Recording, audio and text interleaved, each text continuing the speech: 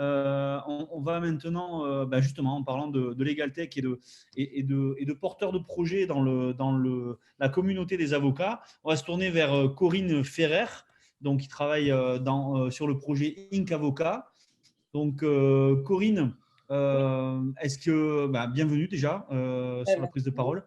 Voilà, merci à vous de vous présenter à nous de commencer à nous exposer notamment la solution innovante que vous avez imaginée.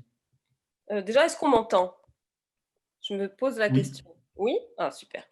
Alors, donc, je m'appelle Corinne Ferrer, je suis avocate au barreau de Montpellier, j'ai prêté serment en 2002 et j'ai une activité plutôt tournée vers les particuliers. Je fais du droit de la famille et du droit pénal essentiellement.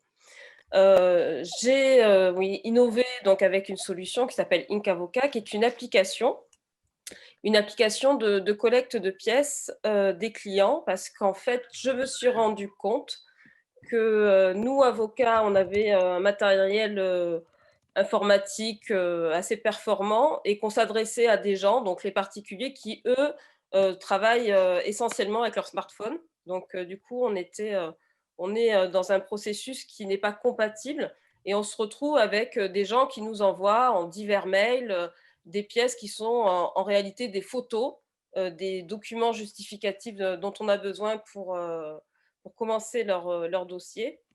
Et ce traitement des pièces qu'ils nous envoient par mail est assez fastidieux. Donc, il impose à l'avocat de d'abord trier les pièces, vérifier qu'elles soient complètes. Parfois, il faut changer le format quand c'est du format essentiellement photo. Parfois, les imprimer pour les renumériser dans nos solutions métiers, donc ce qui prend beaucoup de temps. Donc, la solution Inc. Avocat est une application qui est en fait un partage entre l'avocat qui va éditer une liste de pièces qu'il va adresser donc via l'application à son client. Le client va pouvoir, pour chaque pièce, photographier le document demandé et l'appareil photo est couplé avec un scan et c'est un format PDF qui va finalement être envoyé à l'avocat et l'avocat ne sera donc destinataire des documents que lorsque le client aura envoyé tous les documents, de façon à ce qu'on arrête effectivement de devoir sans arrêt revérifier si les pièces sont complètes. Là, c'est l'application qui fait le travail, c'est-à-dire qui n'envoie les pièces que lorsque tout est complet. Et donc, le client ne peut pas oublier une pièce, puisque, par définition, tant qu'il n'a pas tout intégré, l'envoi des pièces ne se fait pas. Donc, ça permet effectivement d'envisager une autre relation avec le client, parce que moi, en tout cas, dans mon cabinet, je me suis rendu compte que dès les premiers contacts avec le client, on se retrouve très vite à cette question des pièces justificatives pour son dossier. Alors parfois c'est pour l'aide juridictionnelle, mais souvent c'est pour le dossier en lui-même, et que c'est fastidieux, c'est crispant, et que du coup on part déjà sur une relation client qui est déjà un petit peu tendue à cause de ce travail qui est très long, très fastidieux, et que le client ne comprend pas toujours. Le client, en principe, lorsqu'il nous a envoyé son 72e mail avec ses pièces, il va appeler le secrétariat pour savoir si on a tout reçu. Sauf que bon, pour savoir si on a tout reçu, il faut déjà trier, vérifier, comptabiliser, etc. Donc c'est vraiment très très long. Donc c'est pour ça que cette solution, qui comporte deux innovations, en réalité un appareil photo scan et un compteur de documents, un collecteur de documents, va pouvoir nous épargner cette tâche fastidieuse. Est-ce que, Corinne, on va se tutoyer, ce sera peut-être plus immédiat. Tu peux nous aider à comprendre, en fait, en mode témoignage, comment tu as eu finalement l'envie. On a compris, hein, il y avait un besoin et tu as répondu, mais c'est pas évident de se dire, je suis moi-même usager et futur utilisateur. Parce que j'ai déterminé qu'il y avait un besoin, mais je vais me lancer comme étant finalement celle qui va répondre à ce besoin-là. Et je vais créer un projet comme ça innovant, notamment en répondant à un concours. Voilà, j'aimerais bien avoir cette histoire-là. Ouais, alors en fait, d'abord l'idée, je l'avais depuis quelque temps, mais j'essayais de trouver autour de moi, des gens qui auraient pu développer des solutions, et j'en ai pas trouvé. Et pendant le confinement, je me suis retrouvée donc à penser beaucoup à cette idée-là parce qu'on arrivait très bien à faire les rendez-vous téléphoniques ou en visio avec les clients. Par contre, quand arrivait la problématique des pièces, non seulement la poste fonctionnait très mal, mais en plus, s'il fallait lui dire de venir au cabinet, ça annihilait tous les effets bénéfiques, de la visioconférence et cetera. Donc là, la problématique s'est vraiment posée concrètement. Et je me suis dit qu'il fallait, régler ça et j'en ai parlé à mon fils qui est, un jeune homme qui est un geek en informatique et qui m'a dit: «Maman, il y a pas de souci, je te la fais ton application». Donc il a fait un prototype en réalité, mais ça nous a permis de tester, de voir que ça fonctionnait et du coup on a passé, voilà les 2 mois et demi de confinement à travailler dessus, à avancer sur ce projet-là et la rencontre aussi avec Élodie, Manon Villers donc à qui j'en ai parlé, c'est elle qui a eu l'idée, de nous inscrire au concours, d'innovation, du CNB et voilà, Le CNB, c'est le Conseil national du barreau, hein. du Conseil national du barreau et donc on est partis comme ça, tous les 3 dans l'aventure, de ce hackathon. D'accord. Et du coup, qu'est-ce que tu en retires de cette expérience? Qu'est-ce que ça t'amène de ton exercice professionnel plus classique? En fait, oui, ça amène une réflexion, sur sa façon d'exercer, parce qu'on voit effectivement que, on est dans un métier à la fois très dynamique et à la fois très ancré dans les traditions. Et qu'il faut réinventer un peu sa relation au client et cette relation faite de crispation et de tension, moi je me suis dit: «J'en voulais plus» et qu'il fallait solutionner ça et que la solution m'apparaît évidente que, si le client, prend à sa charge cette problématique de pièces en étant cadré, par l'application dans un cadre qui nous est adapté, on résout cette problématique-là et nous, on gagne énormément de temps et ça permet de libérer vraiment les choses, d'être dans une relation client plus proactive. Donc ça, c'est vraiment, peut-être d'être plus ouvert aux autres. Ouais, c'est ce qu'a apporté, cette innovation, dans mon cabinet d'avocat. Alors, qu'est-ce que tu pourrais finalement transmettre à tes consoeurs et confrères aujourd'hui par rapport justement à peut-être cette volonté de se lancer en double projet, parce que quelque part c'est ça, le projet de sa profession et de son cabinet d'un côté, et puis de se lancer dans le challenge d'une start-up en parallèle de ça. Mais voilà, peut-être avec des craintes de se lancer. Donc, qu'est-ce que tu peux leur transmettre comme conseil? Alors, enfin, moi, j'ai pas vraiment de conseils parce que bon, c'est la première fois, mais moi, j'ai la façon dont moi j'ai procédé, mais c'est en lien avec ma personnalité, c'est qu'au tout début, mais le confinement m'a aidé à ça aussi. J'en ai parlé à très peu de gens.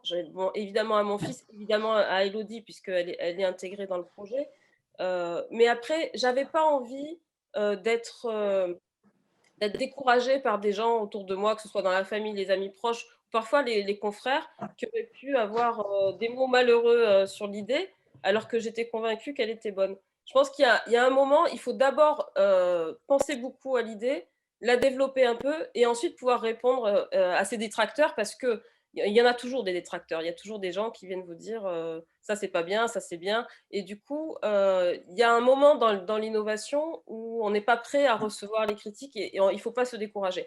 Donc peut-être de garder ça pour soi, aller un mois et demi, le temps d'être un petit peu, assis sur ses bases et stable dans son projet. Oui, et effectivement, une excellente remarque sur le fil de conversation de Sophie, là, qui dit effectivement que c'est une posture finalement et une démarche d'itération. Donc, c'est quoi la démarche itérative? C'est de commencer en fait à tester si le besoin que l'on a déterminé et la solution que l'on est en train de développer peut correspondre en partie ou toute ou complètement finalement à ce besoin-là, de le tester quelque part, d'avancer et puis de faire progresser après la solution vers une étape complémentaire. Le Lean Canva, en fait, c'est le Lean Startup. Ça veut dire, je commence à faire un premier modèle. Ce modèle-là, je le teste, je l'utilise aussi pour quelque part mieux percevoir le futur ressenti de l'usager et du coup d'améliorer ce modèle-là vers une version numéro 2. On est d'accord que c'est ta démarche, Corinne?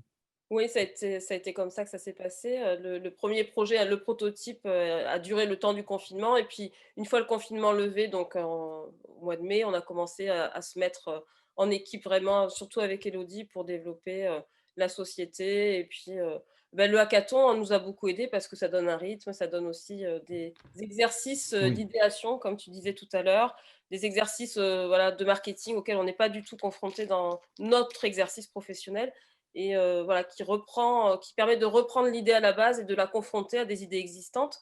Donc oui, c'est un parcours intéressant d'avoir d'avoir candidaté à ce concours. Ok.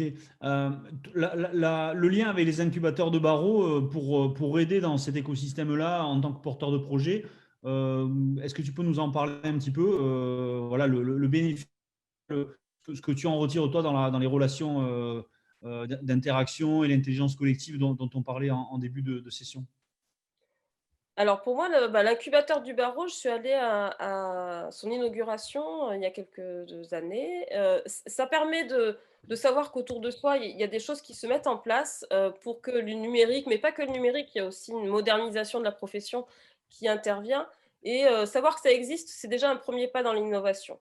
Ensuite, moi, ce que j'attends, de l'incubateur du barreau, mais un peu comme tout incubateur, l'idée c'est de permettre aux gens de se réunir, de se connaître, de mettre en lien, des acteurs qui peuvent, nous aider, dans le développement du projet, que ce soit des financiers, que ce soit des, développeurs informatiques, que ce soit des gens de marketing, enfin, voilà, il y a vraiment, des métiers autour, de la start-up ou enfin de l'innovation en général, qui peuvent être, validés par l'incubateur et qui peuvent nous permettre d'avoir des acteurs, intéressants autour de nous.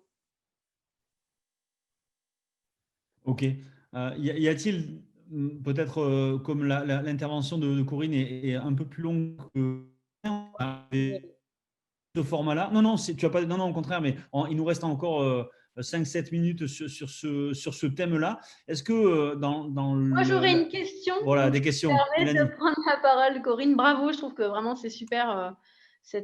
Ton projet, je pense qu'il a vraiment du sens pour les confrères. Et la question que j'ai envie de te poser, c'est maintenant, dans ton exercice plus largement, est-ce que toute cette approche marketing, est-ce que tu vas la transposer sans créer une enfin, je veux dire, ta start-up d'un côté, mais comment tu vas repenser aussi ta manière d'exercer ta profession au regard justement de ces nouvelles connaissances que tu as acquises au niveau marketing, au niveau voilà, relations clients, au niveau digitalisation. Est-ce que tu as déjà une vision de la manière dont tu pourrais transposer ça plus largement sur ton cabinet? C'est vrai que la start-up, enfin en tout cas l'innovation permet de s'ouvrir aux autres, de faire des rencontres très intéressantes au coworking, à l'incubateur, mais pas que, enfin on rencontre plein de gens. Donc, mais je crois que la vraie modernité, c'est bon, l'application, évidemment que le format numérique, c'est une innovation, mais enfin, les applications, c'est plus très nouveau en réalité. La vraie innovation, c'est que le client prenne à sa charge la collecte de documents et donc de réinventer cette relation avec le client qui, pour l'instant, subit un peu notre rythme de cabinet d'avocat. Voilà, ça, je crois que c'est clair. Donc, peut-être, oui, je prends plus en considération maintenant qu'avant le ressenti client, son parcours, en fait, du moment où il va avoir le premier contact avec mon cabinet jusqu'au moment où je vais lui rendre la décision. Je pense que je me projette plus dans son parcours qu'auparavant. Donc, par exemple, tu vas avoir envie de lui expliquer, qu'il comprenne mieux en fait tout ça pour qu'il soit moins dans de la frustration, dans de l'attente. Est-ce que c'est ça quand tu dis que Alors expliquer, je sais pas, mais je pense qu'il faut être dans alors il y a plusieurs choses dans l'innovation. Bon, l'application va résoudre une problématique, mais la question l'explication n'est pas forcément, ce que vient chercher le client en réalité. Le client vient chercher souvent, en fait, d'être rassuré. Il n'a pas forcément besoin qu'on rentre dans les détails, qu'on lui explique, tout le cheminement et je suis pas sûre qu'il puisse comprendre, la façon dont on travaille, voilà et je suis pas sûre qu'il en ait envie non plus. Par contre, qui se sentent pris en charge, dans sa problématique du moment où il rentre au cabinet jusqu'au moment où il va en repartir, voilà, parfois en plusieurs mois, parfois en plusieurs années. Je crois que c'est important. Heu, je crois qu'on a perdu beaucoup de temps, dans nos professions à expliquer beaucoup en pensant que c'était ça que venait chercher les clients et je ne suis pas convaincue du tout de ça. Je pense qu'ils ont vraiment besoin qu'on les soulage d'une problématique, mais pas qu'on les confronte à leurs problèmes en réalité. Donc voilà, je me tourne un peu plus vers le ressenti client qu'auparavant. En tout cas, j'ai plus cette problématique-là qu'avant. En termes on va dire de coulisses, comment est constituée l'équipe de la startup elle-même, et est-ce qu'il y a des ambitions à grossir et à devenir voilà, une entreprise un peu plus euh, de plus grande taille? Enfin, c'est quoi l'ambition, le projet?